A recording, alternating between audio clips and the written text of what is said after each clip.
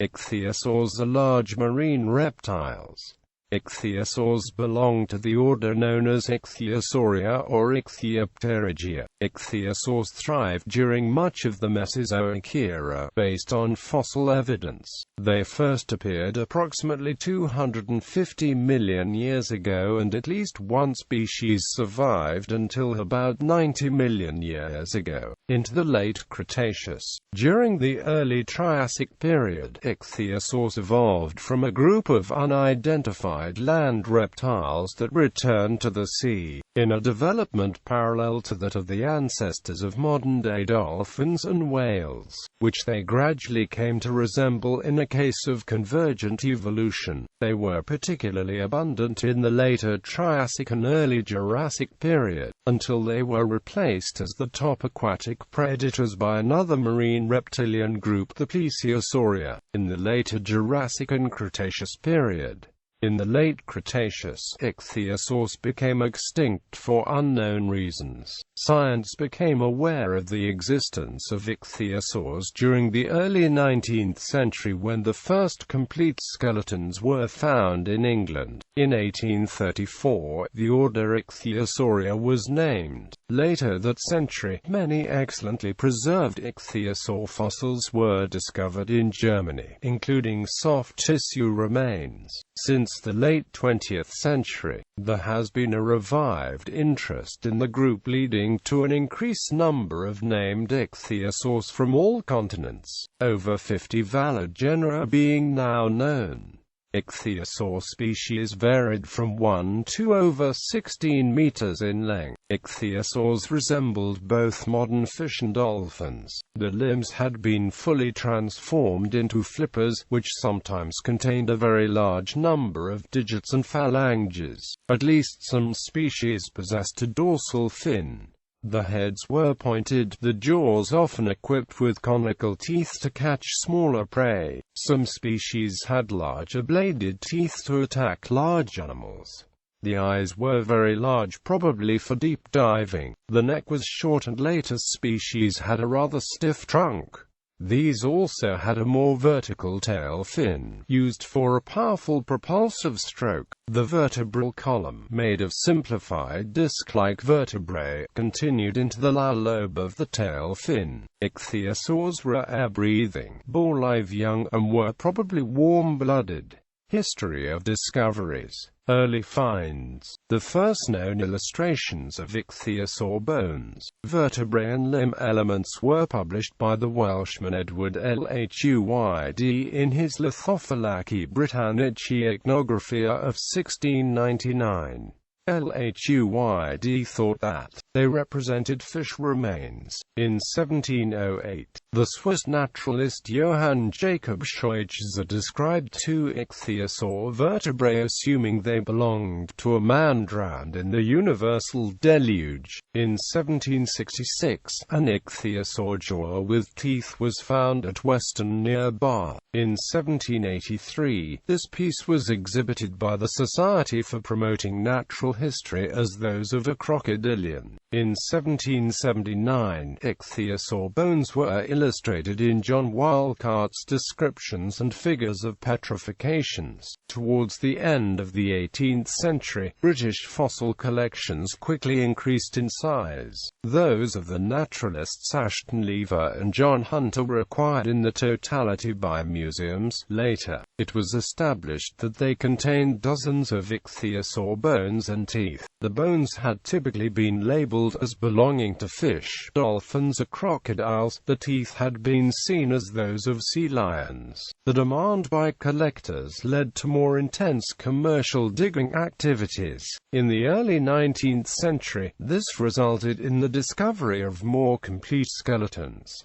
In 1804, Edward Donovan at St. Donat's uncovered a 4 meters long ichthyosaur specimen containing a jaw, vertebrae, ribs and a shoulder girdle. It was considered to be a giant lizard. In October 1805, a newspaper article reported the find of 2 additional skeletons, one discovered at Weston by Jacob Wilkinson, the other, at the same village, by Reverend Peter Hawker. In 1807, the last specimen was described by the latter's cousin Joseph Hawker. This specimen thus gained some fame among geologists as Hawker's crocodile. In 1810, near Stratford-upon-Avon, an ichthyosaur jaw was found that was combined with plesiosaur bones to obtain a more complete specimen, indicating that the distinctive nature of ichthyosaurs was not yet understood, awaiting the discovery of far better fossils. The first complete skeletons in 1811, in Lyme Regis, along what is now called the Jurassic coast of Dorset. The first complete ichthyosaur skull was found by Joseph Anning, the brother of Mary Anning, who, in 1812, while still a young girl, secured the torso of the same specimen. The mother, Molly Anning, sold the combined piece to Squire Henry Henley for £23. Henley lent the fossil to the London Museum of Natural History of William Bullock. When this museum was closed, the British Museum bought the fossil for a price of £47.50. It still belongs to the collection of the now independent Natural History Museum and has the inventory number BMNHR 1158. It has been identified as a specimen of Temnodontosaurus platyodon. In 1814, the Anning specimen was described by Professor Everard Home in the first scientific publication dedicated to an ichthyosaur. Intrigued by the strange animal, Home tried to locate additional specimens in existing collections. In 1816, he described ichthyosaur fossils owned by William Buckland and James Johnson.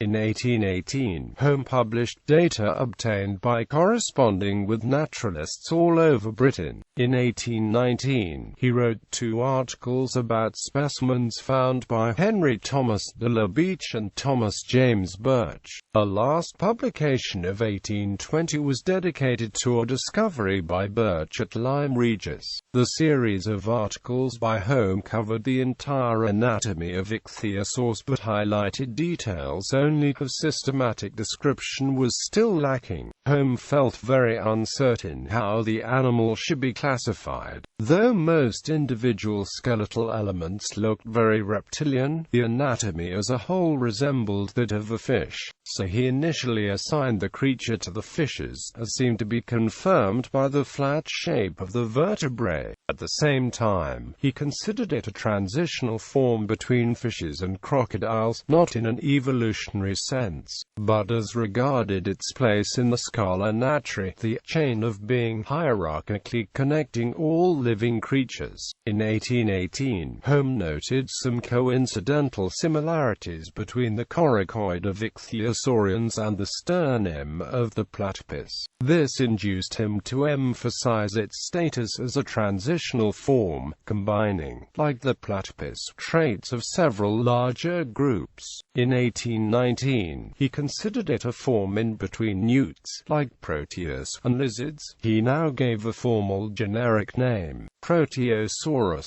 However, in 1817, Carl Dietrich Eberhard Koenig had already referred to the animal as Ichthyosaurus, fish saurian, from Greek I theta upsilon sigma, ichthyes, fish. This name at the time was an invalid nomen nudum and was only published by Koenig in 1825, but was adopted by de la Beach in 1819 in a lecture where he named 3 Ichthyosaurus species. This text would only be published in 1822, just after de la Beach's friend William Connor Beer published a description of these species, together with a 4th one.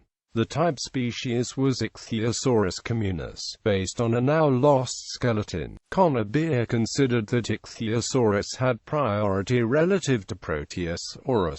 Although this is incorrect by present standards, the latter name became a forgotten nomen oblitum. In 1821, de la Beach and Connor Beer provided the first systematic description of ichthyosaurs, comparing them to another newly identified marine reptile group, the Plesiosaurian. Much of this description reflected the insights of the friend, the anatomist Joseph Pentland. In 1835, the order Ichthyosauria was named by Henry Marie Ducrotay de Blainville. In 1840, Richard Owen named an order Ichthyopterygia as an alternative concept. Popularization during the 19th century. The discovery of a hitherto unsuspected extinct group of large marine reptiles generated much publicity, capturing the imagination of both scientists and the public at large. People were fascinated by the strange build of the animals, especially the large scleral rings in the eye sockets, of which it was sometimes erroneously assumed these would have been visible on the living animal. The bizarre form induced a feeling of alienation, allowing people to realize the immense span of time passed since the era in which the Ichthyosaur swam the oceans. Not all were convinced that ichthyosaurs had gone extinct. Reverend George Young found a skeleton in 1819 at Whitby. In his 1821 description, he expressed the hope that living specimens could still be found. Geologist Charles Lyell, to the contrary, assumed that the Earth was eternal, so that in the course of time the Ichthyosaur might likely reappear, a possibility lampooned in a famous caricature by de la Beach. Public awareness was increased by the works of the eccentric collector Thomas Hawkins, a pre-Adamite believing that ichthyosaurs were monstrous creations by the devil. Memoirs of Ichthyosauria and Plesiosauria of 1834 and the Book of the Great Sea Dragons of 1840.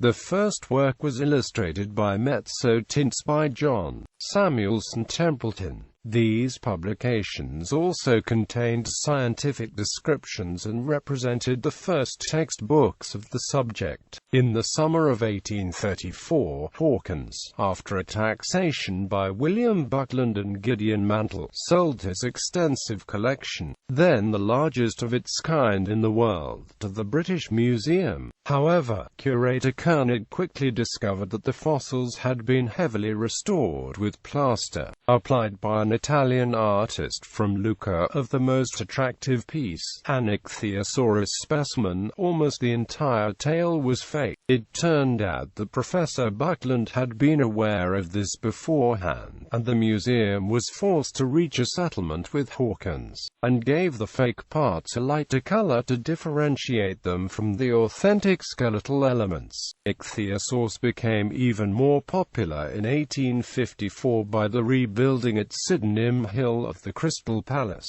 originally erected at the World Exhibition of 1851. In the surrounding park, life-size painted concrete statues of extinct animals were placed, which were designed by Benjamin Waterhouse Hawkins under the direction of Richard Owen.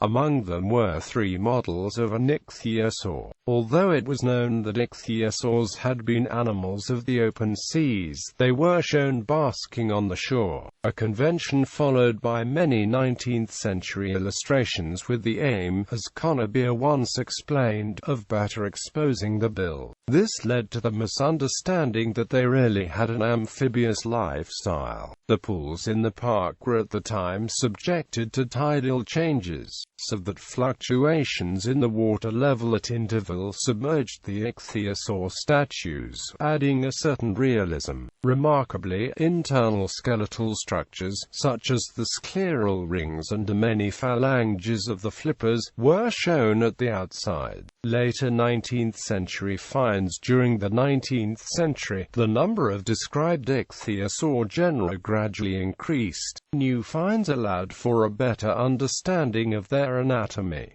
Owen had noted that many fossils showed a downward bend in the rear tail. At first, he explained this as a post-mortem effect, a tendon pulling the tail end downwards after death. However, after an article on the subject by Philip Gray Edgerton, Owen considered the possibility that the oblique section could have supported the lower lobe of a tail fin. This hypothesis was confirmed by new finds from Germany, in the Posidonia shale at Holzmaden, dating from the early Jurassic. Already in the early 19th century, the first ichthyosaur skeletons had been found. During the latter half of the century, the rate of discovery quickly increased to a few hundred each year. Ultimately, over 4,000 would be uncovered, forming the bulk of ichthyosaur specimens displayed today. The sites were also a conserved lager state, meaning not only the quantity but the quality as well was exceptional. The skeletons were very complete and often preserved soft tissues,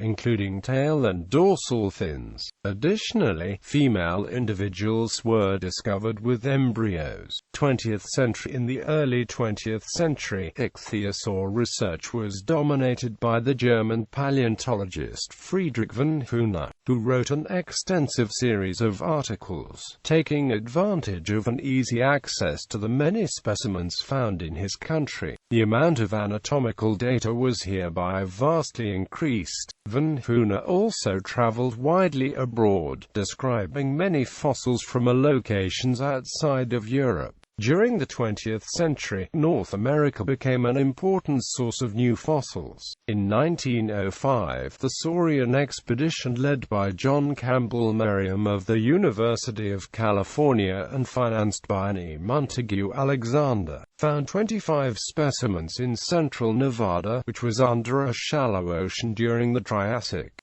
Several of these are now in the collection of the University of California Museum of Paleontology. Other specimens are embedded in the rock and visible at Berlin Ichthyosaur State Park in Nye County. In 1977, the Triassic Ichthyosaur Shonosaurus became the state fossil of Nevada. Nevada is the only state to possess a skeleton of this 17-meter-long extinct marine reptile.